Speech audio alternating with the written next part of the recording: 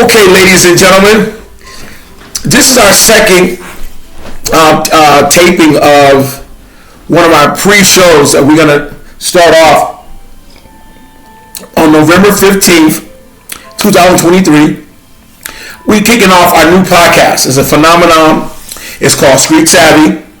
And what we're doing today is making sure our YouTube viewers get a first taste of before we start filming it. So actually, we have a caller coming in. Hello. Hey.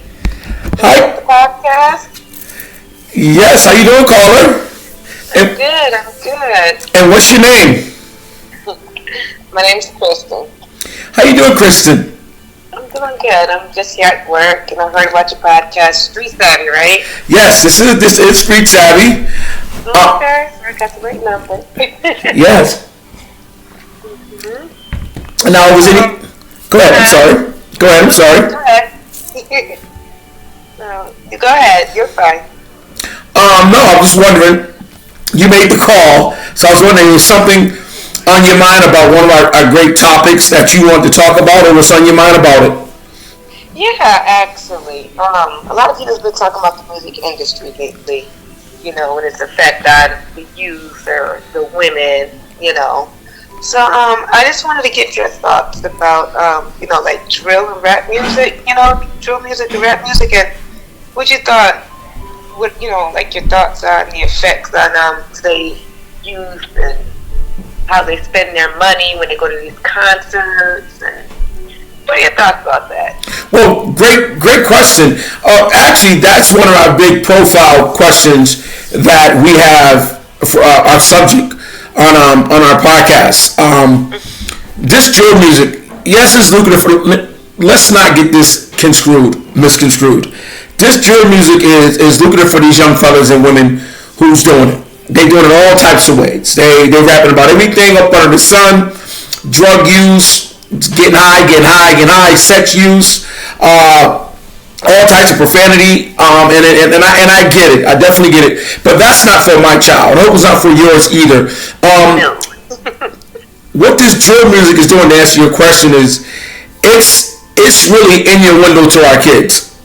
And for kids who don't have guidance at home, they lean and listen to this music and listen to these videos, looking at these videos of these guys having these weapons, assault rifles, whatever have you, pistols, and they just on and on about the music and the lifestyle they live. And these kids is really looking into that. They really thinking that's cool and that's the next best thing, or that's how they can get out the hood, the ghetto. And I think it's not right. And I hope a day or two, or in the near future, we can get a rap artist who's really successful in the drill music and call and give a point of view of why they making the music, why they making it, and how, and what ways they making it, or what choice they have to make it.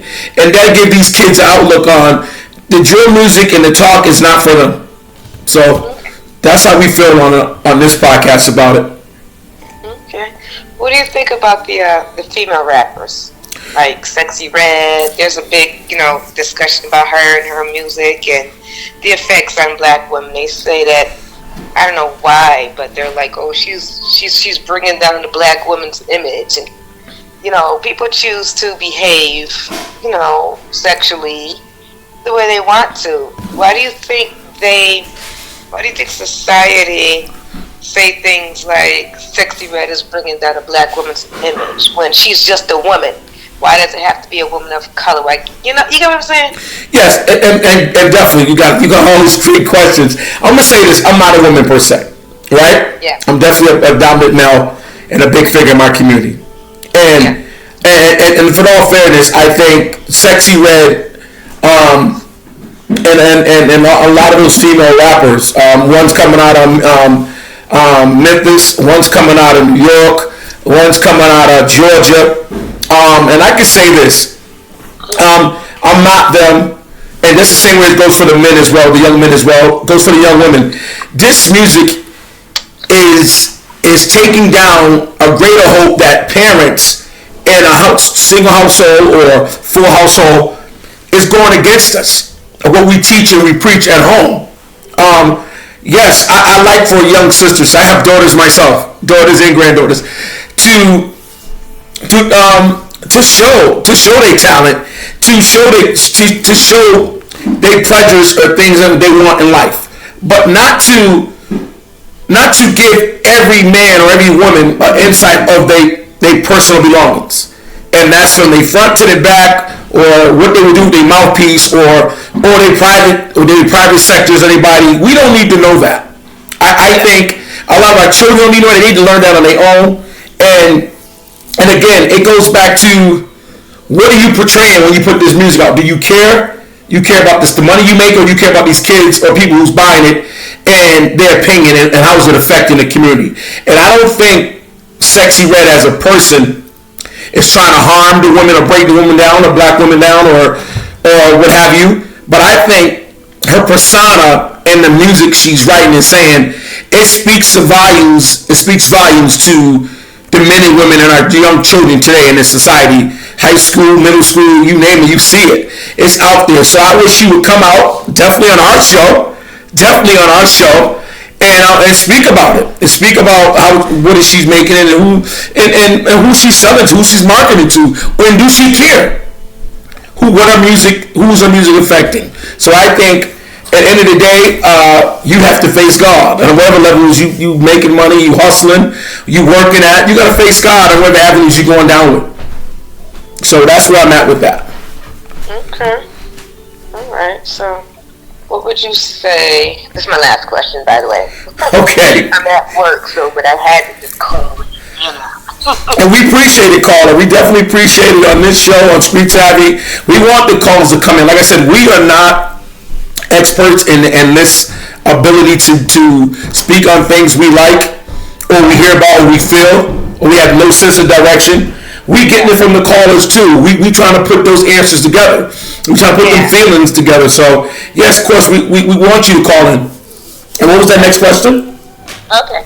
So what would you say to your son or daughter who was just like adamant about being in the music industry and not wanting to do anything else? They only want to be in the music industry because they think it's fast money, quick money, good money, a lot of money. What would you say to them